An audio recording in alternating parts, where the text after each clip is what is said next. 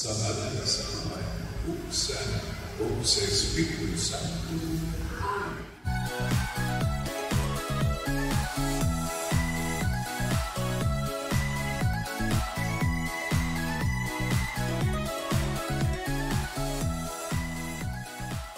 Tinawag kita sa Friends of Divine Mercy. We will be sources of mercy and generosity to one another, sangahan sa pag-igugma nato sa mahal na Diyos. Sa makausap o katapusan, God is merciful all the time. God's mercy restores. God's mercy empowers tungkol itatanan kung sundo nato kini, we will be blessed.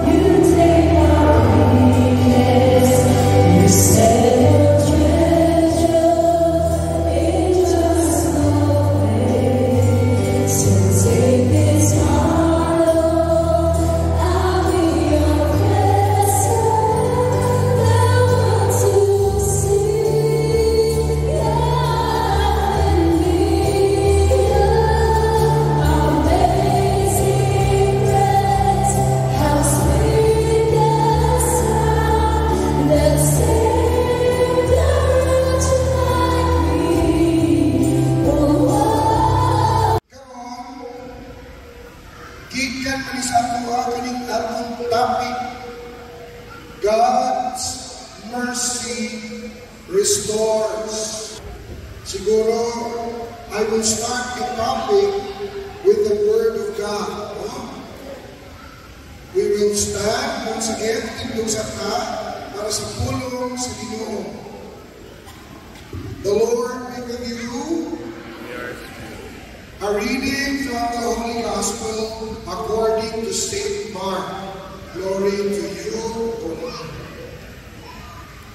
When Jesus returned to Capernaum, after some days, it became known that he was at home. Many gathered together so that there was no longer room for them, not even around the door, and he came preaching the word to them. They came bringing to him a paralytic carried by 4 men. Unable to get near Jesus because of the crowd, they opened up the roof above him. After they had broken through, they let down a mat on which the paralytic was lying. When Jesus saw their faith, he said to the paralytic, "Child, your sins are forgiven." Now, some of the scribes were sitting there asking themselves, "Why does this man speak that way? he is blaspheming. Who but God alone can forgive sins? Jesus knew immediately in his mind what they were thinking to themselves, so he said, "Why are you thinking such things in your hearts? Which is easier to say to the paralytic, 'Your sins are forgiven,' or to say, 'Rise, pick up your mat, and walk'? But that you may know that the Son of Man has authority to forgive sins on earth," he said to the paralytic, "I say to you, rise, pick up your mat, and go home." He rose, picked up his mat at once, and went away in the sight of everyone. They were all astounded and glorified God, saying, "We have never seen anything like this." Brothers and sisters, the Gospel of the Lord. Praise to the Lord Jesus Christ. Magsiupo muna tayo. Ito ay isa sa mga paborito kong kwento sa Biblia. Kasi nakita ko na, napuntahan ko na kung saan nangyari ito. Sa Capernaum, sa Israel. Nakita ko na at naintindihan ko kung paano nangyari yun. Ang kwento sa Gatlaw, si Kristo naasal sa kabalay. Ang ina ng balay before, nagkagmay lang, tapos mababa lang, bubog lang. So kapag nakasunod galing ka sa balay, bubaba ka mo, unakot ka mga 4 steps, tapos ang kanahangin na roof. Bubog. So baba lang siya, bubog lang siya. Puno man kayo. Puno kayo. May nagkamang gusto matunggal ang ating Ginoo. So, naiupat katao, naiilang paralitiko. Upat man, di ko kalakaw ang paralitiko. Ayaw natong kalimutan nga ang paralysis pwedeng tumalang. No? Di ba pwedeng kalahati lang. Pero since upat katao ang kapitpin, tamad yun, paralitiko. Lahat, paralyzed. Pero magandang kwento dito, nakita nila may agihanan. Di sila nakontento. Dinala sa ibabaw, pinakbak ang bubong, tsaka inulong tanong, ilan ang balay ito? Sa ilahan to, hindi. Hindi. Ibig sabihin, kung hindi sa kanila yung bahay, hindi ganun kadali. Dumiskarte yung 4 na tao para siguruhin na yung paralitiko madala kay Kristo. Kaya kung titingnan natin yung kwento, ang pinilipan ni Jesus, hindi ang paralitiko. Sino ang pinilipan ni Jesus? Ang 4 katao. Kaya di man nila ang balay. Pero itang man para ang paralitiko mailagay sa pangalan ni Kristo. Ganong pinipang ko, why is this my favorite? Kasi yung 4 na tao, magandakailang sila. Kitsa sila. Pwedeng magulang, pwedeng pamilya, pwedeng barkada, magandakailang. Pero ganong piling man si Jesus sa 4 na tao. Di yun sila nag-give up. Kaya pwede man makikabay ang ihanan. Doon, daghang daon. Uman lang. Umagulang na nagtuloy, pakauman. Bahalang siguro sa uman. Wala. Di yun sila nag-give up. Amen? Di yun nag-give up. Kaya, ang pinilipan ni Jesus, hindi yung paralitiko. Ang pinilipan yung 4 katao. Pero, sino ang pinagaling?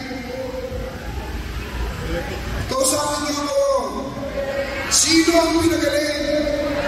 Ang paralitiko. Pero ang pinilipan, ang apat katao. Today, ang ganda-ganda ng sermon ni Bishop, God's mercy. Jesus is God's mercy in person. Ang ating Ginoo, siya yun ang mercy sa Diyos Ama. Pero wait, let's study paralysis. Nakita na mo paralisado? Nakita na mo? Dahil ito, number one, ang paralisado, ang unang-una, maayo, pero di na siya nakalihok. Ang unang-una, gusto na kagay, gusto imuong, pero di na siya kayo. Di nakalihok. Pangalawa, paralysis means numbness, di naka-feel, di na nakakaramdam. Pangatlo, ang paralisado, kung total paralysis, di na siya kaliho, mangayon na siya tawag.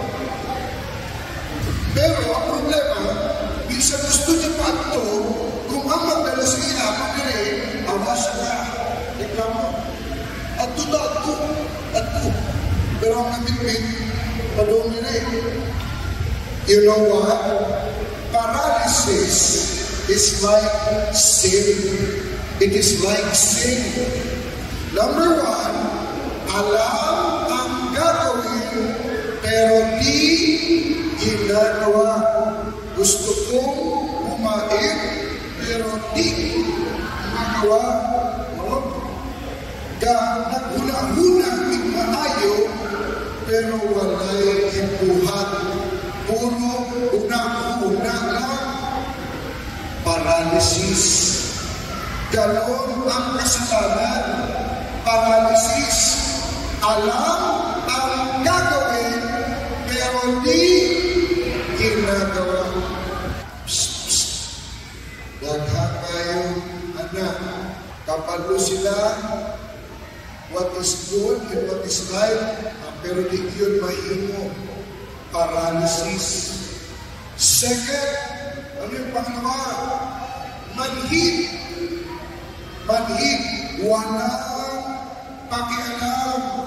Walang pakialam. Ilan sa atin, walang pakialam. Paralisado. Wala ko inabot sa uman. Basta okay ako. Okay tanan.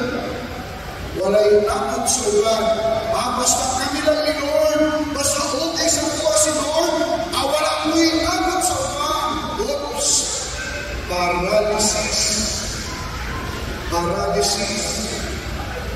Pangatlo, sunod-sunuran sa ginagawa ng marami kahit mali. No?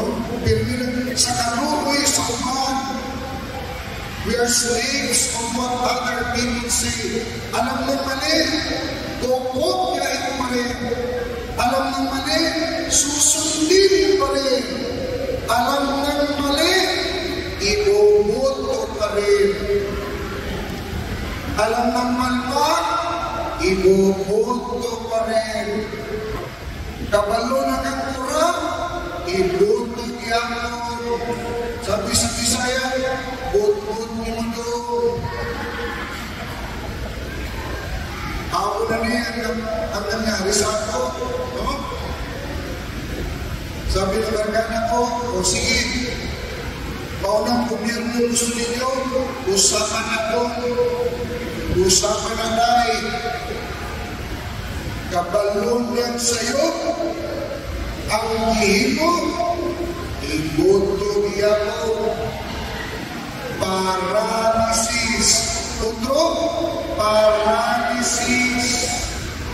Brothers and sisters, in the gospel today, the paralyzed man was restored. He was restored. Di na siya matindog, di na kaligo, di na kasulti siguro, pero At the end of the gospel, he was restored. Amen? Nakalagaw, siya ay nagpitpit sa diyang mali. Uli na nung, maayon na ka. Pero before he said that, what did Jesus say? Your sins are forgiven. Ipasaylo na ka sa imong mga sala. Pagpagpunan. Brothers and sisters, tanawan ito. Tanawan na ito. Mauli ang tanan niya problema sa mga personal, pamilya, pati sosyal, pati gobyerno. Mauna ni, mainabot sa upan. Minsan, dapat stop kay kulaman. Awag sa ilabot. No enter, no entry. Awag sa ilabot. Dire-diretso. Asa tugikan sa race of mercy. Why ilabot? Kita ng one way, diretso. Kita mo sa likod sa sakyanan, God is good. Praise the Lord. Good ni mo doon. Paralysis. And sometimes, the worst of this problem is we think it is right because every body does it. Mau managihimo sa tanan. Mau managihimo sa okay na siya. Ay, good ni mo doon. Pagsayog na rin sayog. Amen? Pero, paralysis. Sometimes ang atong sakit, ibang physical na agre, paralisado na kita. Minsan alam natin tama, pero ang gawin yung dati ka rin. Kaya minsan nagtataka ako yung iba, pinagaling na.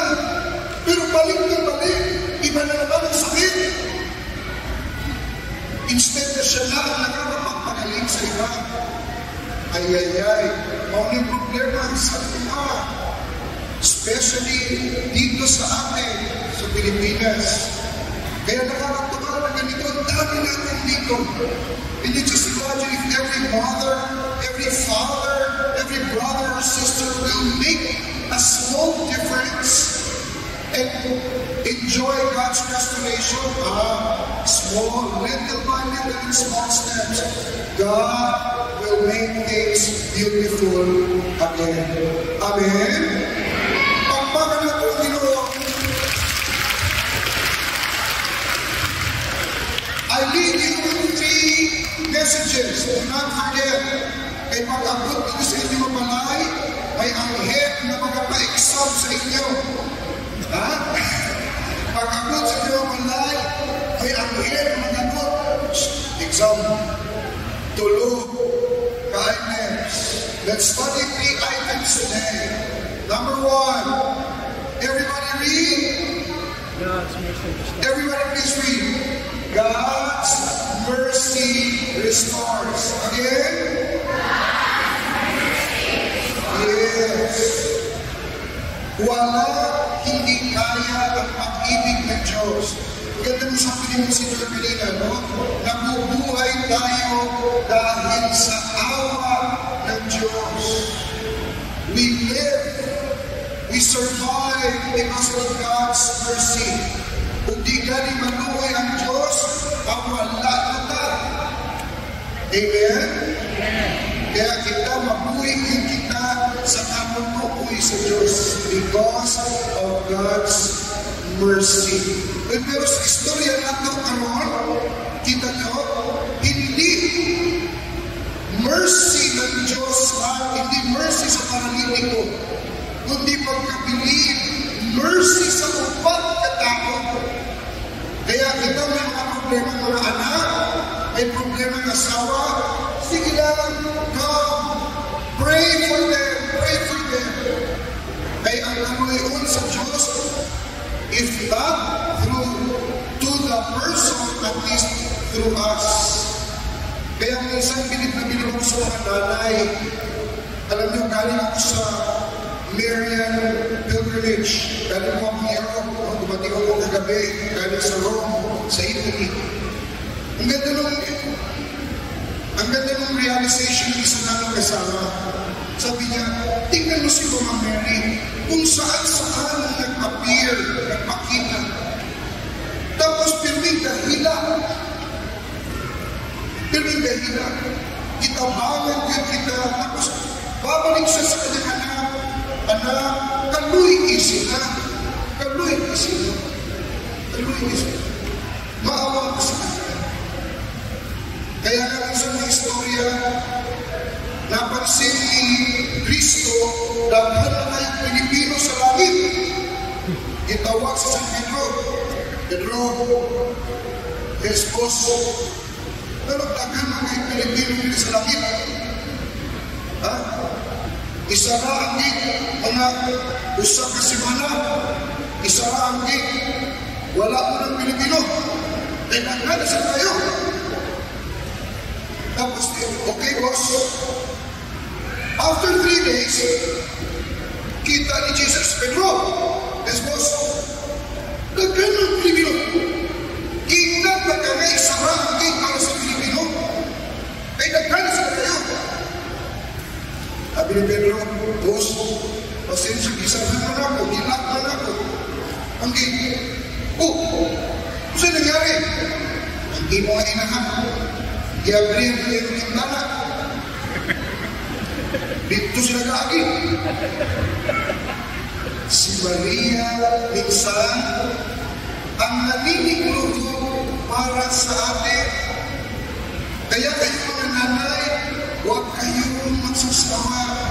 May anak kayong matigas ang ulo, may anak kayong matigas ang mukha, may asawa kang matigas ang ulo, ang mukha, o makapal, ang mukha, huwag lang ginawa, Lord, have mercy. Why? The second message, please read, God restores through others. God restores through others. Kaya minsan, huwag na madiri, di para sa ato, ikaw kay Piligon, di para sa ating sarili, Lord, na ako rin para sa atong anak. Lord, na ako rin para sa atong iksoon, na para sa atong mama, para sa atong asawa, Lord, na ako rin. God restores through others. Remember the story today. A paralyzed man was restored not by his faith, but by the faith of the 4 men. That's why I tell you, friends, namin mga kauban, namin mga barkada, mga friends na may problema, at tuga sa permitting, at tuga sa race, namin worship. Come. Let us learn, let us receive the mercy of God. Why? God's restoration many times is through other people. Many people will be restored because of your prayers, because of your sacrifice. Dahil sa iyong sakripisyo, ang inyong mga anak, in-restore din sa ating Ginoo. God restores through others because His mercy never stops flowing. Amen? But wait, number 3, last lesson. God restores through our faith and work. Pakiulit.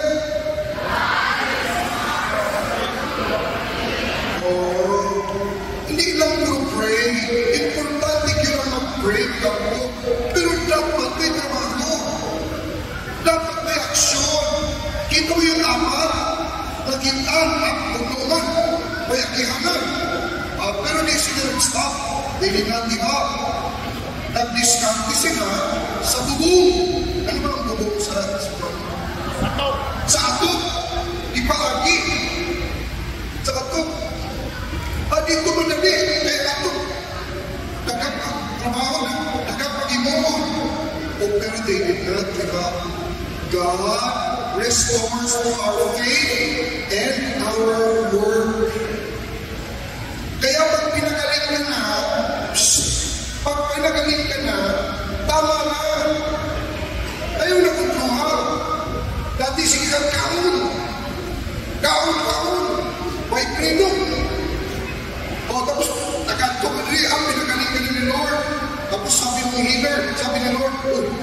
nahihimay na taon, nahihimay yan. Minsan ang uban sa ito, pinukaman, okay na po, kaway po. Pagsakit, utro, Lord, Lord, so right. Our faith is never complete according to St. Paul, St. James. Our faith is never complete without works. But hey, God restores through our faith and our word. Minsan pumupunta tayo rito, Lord, sana gumanda ang negosyo ko para makapagbigay ako sa iyo. Pag gumanda ang negosyo mo, magbigay ka. Amen? Hindi yung pag gumanda ng negosyo, ay nakalimutan na, Lord. Balik ka na, Lord, pag wala na akong parta. Ay, budbod. Amen? God restores. Alam niyo, nung bata pa ako, nakasign ako sa San Jose Recoletos. Pagkita na ako, pag-exam week, puno yun ang kapilya. Chapel, puno. Pero pagkawaman sa exams, wala na tao. Mana, asa na sila? Mana. Ang magulat ng examination week, ang magkuman. Kala mo, kapo, di mo study. Pero ang uman, gaampo, di man mag-study. Okay. Ang uman, mag-isip chapel, di tumuhigog, kudigog. Tapos ihanap mo kailang kudigog, Lord, i-please mo akong kudigog. Ay,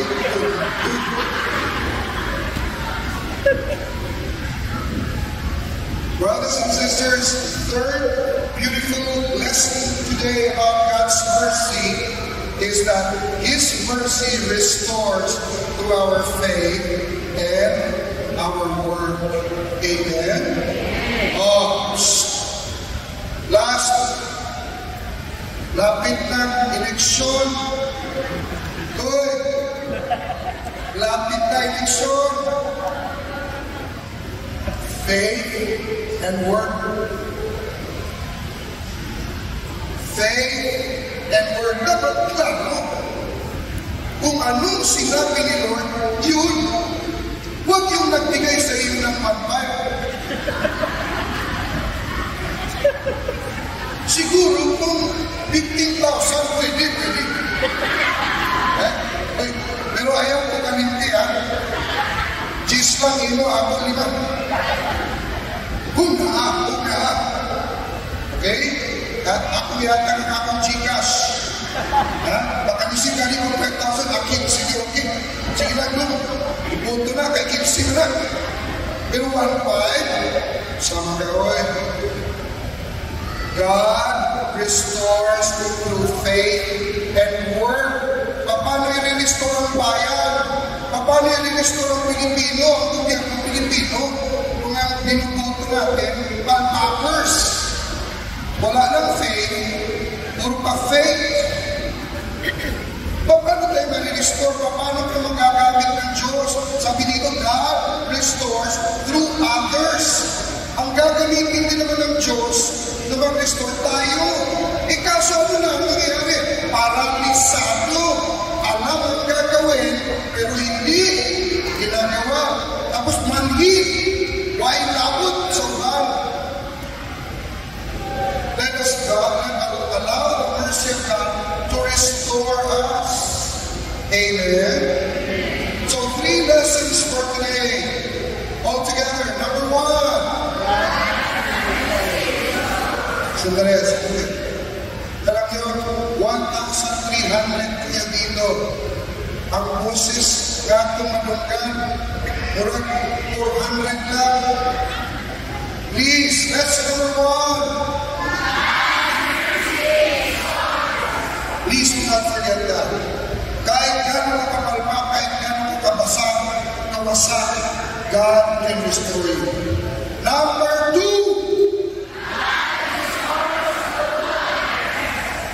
Pakisabi sa katabi, God restores through you. Pakisabi sa katabi, God restores.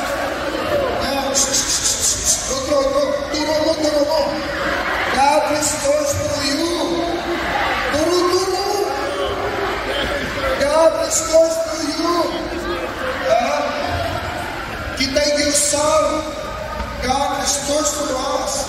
Ay ang bulat na at nagbalang gamiton. Ikaw na narinig, ikaw na yun ang instrumento. Ay magbulat sa mga instrumento na ikaw na ito. Kaya ikaw na narinig. Amen? Otro. God restores to you. Amen. Last, number 3, go.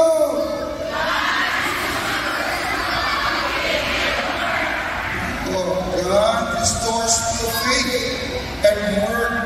Dapat kamalugin ka ihimot sa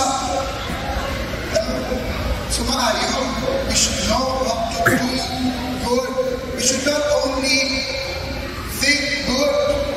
We should not only be good, but we should also do right. We should be right because God restores through our faith and word.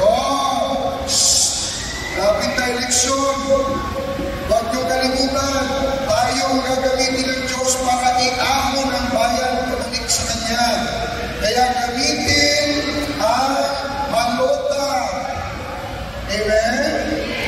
Magdasal, mag-usap, ipagdasal. Huwag bibigay sa 1,000, 1,500, 5,000, pero pag 15,000 na, mag-text kayo sa akin. Brother Ronnie, anong Gcash mo? Brothers and sisters, God's mercy overflows. Yung pagpunta niyo po nandito, pinagpapala na kayo. Yung pagpunta niyo po nandito, pinagagaling na kayo.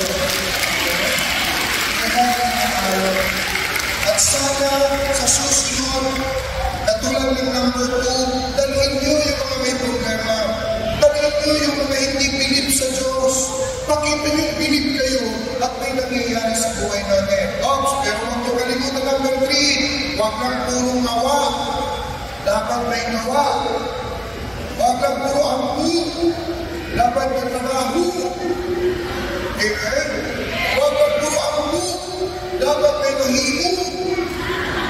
Amen? Praise be to God. Salamat. Romance ay agapangkatang si Lord. Kusog na pakpak sa kinabuhi sa ating igsuon niya si Brother Auntie. God restores through our faith and word. Amen. Amen. We bring to you God's channel of mercy, grace, and healing. Kuya Rene. Merry Christmas. Hello.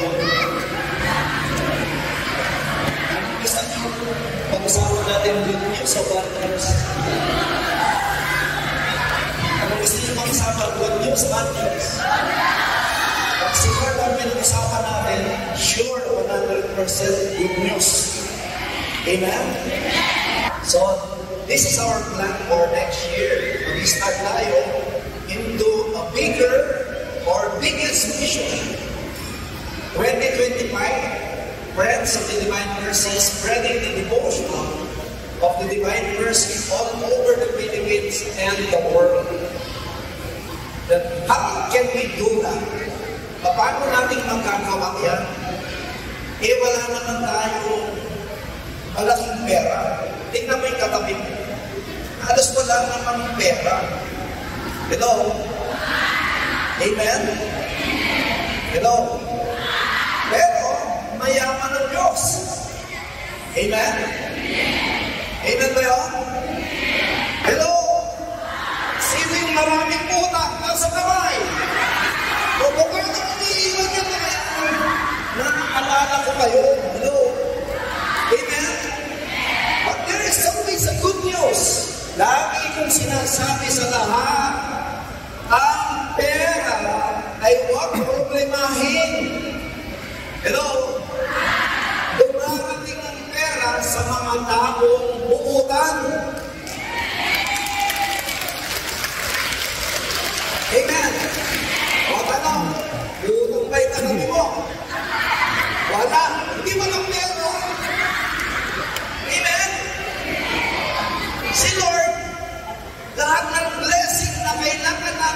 magbigay. Matuto ka ng magmahal. Amen ba yun? Darating na ang blessing sa akin. Pakisabi ngayon,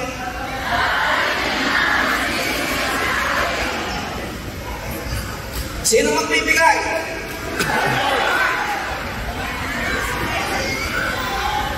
Divine mercy. Mercy. Nakakaawa yung maraming may utang. At nakakaawa yung walang makitang makukutangan. Amen? Pero hey Lord, pagka tuloy-tuloy ang iyong pagbabago, darating na ang biyaya ng kalamitan at pagbabago takbo ng ating buhay. Amen? Amen ba yun? Sabihin sa katabi mo, magbabago ang iyong buhay. Darating na ang blessing sa iyo. Amen? Pagpakan natin ang Diyos na buhay, palakas. Amen ba yun? So, yung planning after na mga ilang plannings namin sa Manila, ilang meeting, nagmi-meeting kami, where pa yung online meeting, hindi ang tumitigil. Until such time, na meron akong nakausap ko sa aking mga kapiting, ang daming good news. Ang dami kong dalang good news for next year. Ang dami. Magiging regular na yung ating medical mission, magiging regular na yung ating feeding program. Dito, iikot na tayo sa feeding program. Ayaw kong ikwento sa inyo ang pinakamalaking blessing dahil hindi pa rin ang mga paniwala. Sobra-sobra yung blessing. Nung nadidinig ko yung mga sharing ng mga taong nakausap ko na. At nag-uumpisa pa lang ako. Hello? Nag-uumpisa pa lang tayo. Darating na ibubuhos na ng Diyos ang biyaya ng kalamitan para sa ating lahat. Amen? Amen? Palapakan natin ang Diyos na buhay. Hanggang ngayon, I'm still on cloud 9. No, ako mismo, yung mga nakausap ko, they are actually very interested to help us. No? At ipag-pray natin ang ating ministry. Pupuntahan natin yung mga malalaking kumpanya to help us. No? Para ang buong divine mercy will spread in the entire Philippines. Amen? At mangyayari yan sa tulong at biyaya ng Diyos. Amen? Amen kayo? Naniniwala ba kayo? Naniniwala ba kayo na ang Panginoon ay magbubuhos ng biyaya sa ating lahat? Itunan yung ating feelings na laging nakalagay sa ilalim sa kanyang pakanan. Jesus, I trust in you. Pakisabi nga, kapag ikaw ay may sakit, sabihin mo kay Lord ang may mga problema at huwag mong kalilimutan. Sabihin mo lagi, Jesus, I trust in you. Amen. Yung mga may problema, iba-ibang mga nangyayari sa ating buhay. Kapatid, walang ibang solusyon sa mundong ito. Pumasa tayo kay Lord. Pumunta tayo kay Lord na siyang liwanag. Pumunta tayo kay Lord na siyang lahat ng panggagalingan ng pangangailangan ng tao. Siya magbibigay ng blessings para sa ating pamilya. Magandang buhay, magandang kinabukasan sa inyong mga anak. Huwag kayo mag-worry, do not worry. Pumunta ka ng lagi kay Lord. Magpakabuti ka na. Magmahal na mga mahihirap. Huwag kang aasa kung saan pa man. Huwag kang maloko sa mundong ito. Yun ang sinasabi. Do not conform yourself of this age, but be transformed by the renewal of your mind. Baguhin natin ang takbo ng ating isip. Hayaan mo yung mga nangyayari na hindi magaganda. Lumapit ka ng lumapit kay Lord. At malalapitan mo isang dakilang Diyos, makapangyarihang Diyos, generous God, loving God, merciful God. God, forgiving God. Yan lang ang nakakawalang iisa sa atin. Natatalikuran ng Diyos. Lahat tayo ay hindi iiwan ng Panginoon. Kaya kung ano ang dala mo ngayon, ito yung pag-asa. Ito yung araw. Kapatid, huwag bukas. Huwag yung bukas. Kalimutan mo na rin ang mga nagdaang panahon ng mga sakit sa iyong puso. Galit, inanakit, sama ng loob. Forget about these things. But pray. Always pray. Lagi kang magdasal. Lagi kang lumapit kay Lord. Lagi kang magmahal. Lagi umasa. At lagi manampalataya sa Diyos. At ito yung oras. Ito yung panahon sa bawat pagtitipon. Sa ating pag-worship kay Lord. Nakikinig siya. Hindi ka makakarating dito nang hindi ka binigyan ng grasya ng Panginoon. Kaya narito ka para ikaw ay bigyan niya ng pag-asa, ng lakas, ng kagalingan, ng buhay, ng pag-asa, ng biyaya, ng kanyang pagmamahal, ng kanyang mercy. Kapatid, panahon na, huwag nating patagalin ang takbo ng ating buhay na nahihirapan tayo sa maraming pagsubok. There's only one secret. Nakinor ng lahat ng bagay na hinahanap nating mabuting bagay para sa ating God. Because God is a good God, a loving God, and a merciful God. As natin ang ating kamay, and let's sing this song with a loud voice. Pakasama natin sa ating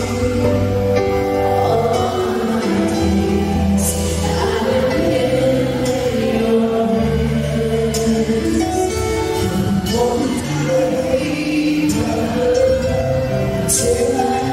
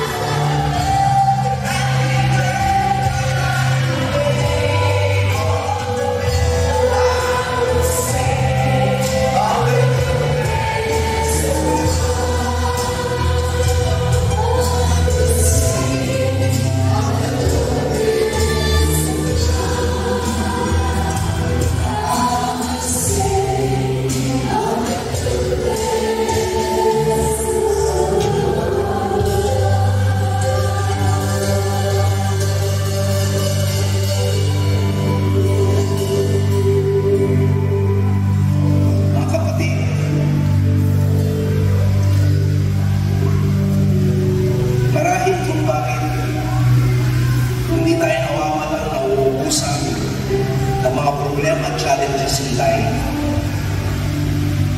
Nang dahil hindi tayo nakasunod sa sinasabi ng Panginoon. The greatest commandment is love the Lord your God with all your heart, with all your mind, with all your soul, and with all your strength. Hindi natin na ibibigay, hindi natin na ibubuhos. Madalas mas mahal natin ang ating sarili. Lagi natin pinagbibigyan ang ating sarili. Kaya hindi nagbubukas ang biyaya ng kalangitan, hindi dahil marami ang Diyos. Pero yung kanyang gusto para sa atin, para tayo ay mabiyayaan. And the second greatest commandment, ito yung napakahirap na hindi natin nagagawa. Kung magagawa lang natin ito, mararanasan mo ang kadakilaan ng Diyos. Ito yung mahirap gawin, pero dapat natin gawin. Love your neighbor as you love yourself. Bago tayo tuloy mag-praise, humingi ng blessing kay Lord ng pagpapala. This time, I want you to pray doon sa mga taong nakasakit sa iyo. Yung nakasakit sa iyo, yung nagbigay sa iyo ng dalampati, ng pains, ipagdasal natin sila. Yun ang sabi ni Lord, maging katulad natin si Kristo. May sabi nga niya, forgive and you will be forgiven. Huwag na natin, huwag yung kilin kung ano man ang sitwasyon, kung anong ginawa, kung anong mga nangyari. Let's pray for them. At matutuwa ang Panginoon sa atin. At sa iyong pagdarasal para sa kanila, hingin mo kay Lord, Lord, alisin mo sa aking puso, sa aking isip, ang sakit, ang mga nadarama ko, ang mga pangyayari, Lord. Pagalingin mo ang aking isip at puso upang ako'y makasunod sa iyo, sa iyong pinag-uutos. Friends, yan gawin natin araw-araw. Sa oras na ito, kapatid, yan katabi mo, I want you to pray dyan sa katabi mo, sa kanyang mga dalangin. Please pray. Hawakan mo kamay ng iyong katabi, ipagdasal mo siya ng kanyang mga pangangailangan. Hawakan mo kamay. That is loving our neighbor. Huwag na tayong lumayo sa oras na ito. Huwag puro tayo lang nagdarasal. Ipagdasal natin ang bawat isa na magkaroon ng pagmamahalan upang yung kadakilaan ng Diyos, upang ang kanyang kaluwalhatian ay ating maranasan. Hindi magpapabaya ang Diyos sa ating at mahal tayo ng ating Panginoon. At dapat nating maranasan ang kanyang kaluwalhatian, ang kanyang power, ang kanyang pagmamahal. Father God, sa aming paglapit sa iyo, magpapatuloy kami magpupuri, magpapasalamat. Tanggapin mo ang aming papuri sa iyo. Lahat ng aming mga pagkukulang, Panginoon, ay pawilin mo, Lord. Gawin mo kaming mabuting Kristiyan, mabuting anak, maging liwanag sa sanlibutan ito, maging liwanag kung saan man kami maglalakad, saan man kami pumunta, mga munting liwanag mo, Diyos. Kami magdadala ng saya at hindi kami magdadala ng kalungkutan at sakit, Lord. Dahil ikaw ang sumuman ka namin. Gawin mo kaming katulad mo aming Panginoon. At samahan mo kami sa aming paglalakbay. Taas natin ang ating mga kamay. Magpapatuloy tayo. Makukuha mo sa sinabi.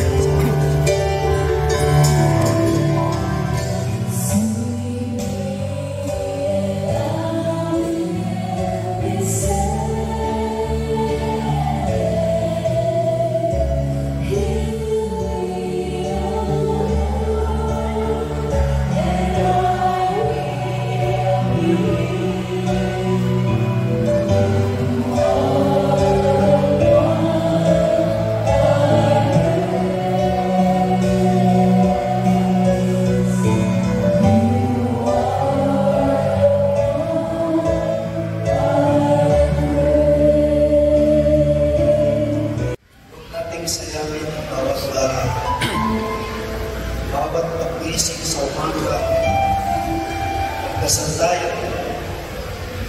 maging mabuti tayong tao.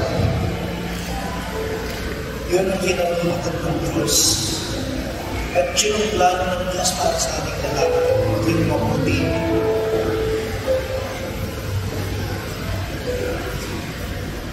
Ang aming dasal itong tapos ko na ito ay magkakasama-sama tayo.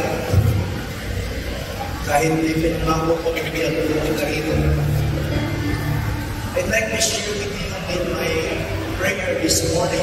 I don't know why ito yung aking naging dasal.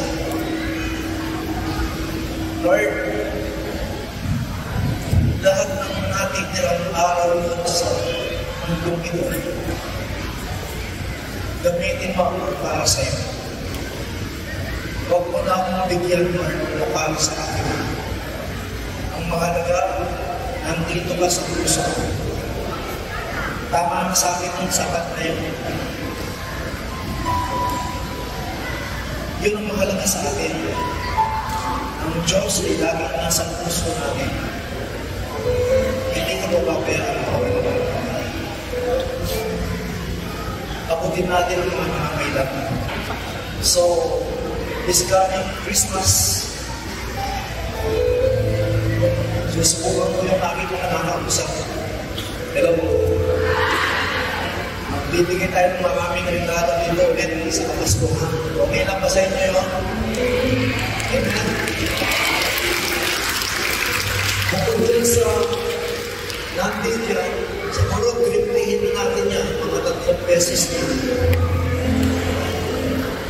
Para hindi kayo masaya. Mga 3 tapin yan. Pwede ba sa inyo?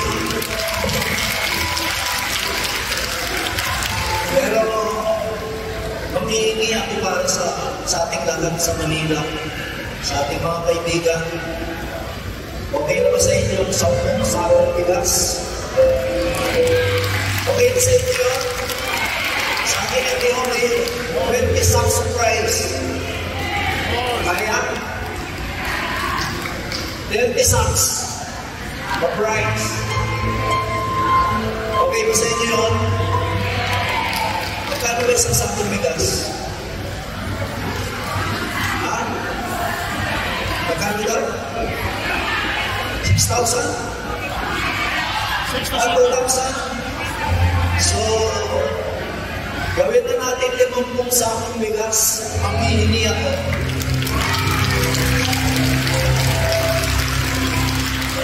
Manghingi tayo. Wala tayong gagawin dito sa community na ito kundi manghingi para sa inyo. Amen? I will promise. Manghingi ako ng 50 sacks of rice. Kung sosobra pa, hingin natin kay Lord. Amen? Plus, marami pang mga divine mercy race. Amen ba yun? Brothers and sisters in Christ, maraming salamat sa inyong lahat. At pinagsalusaluhan natin ang biyaya ng Diyos, ang presensya ng Diyos. Pasalamatan natin ang Diyos. Sa inyong pag-uwi, please, yakapin inyong mga anak, asawa, at mga mahal sa buhay. Amen? Kung kaya nyo yakapin yung kalaway nyo, yakapin ninyo. Amen? Brothers and sisters in Christ, maraming salamat sa inyong lahat. God bless all.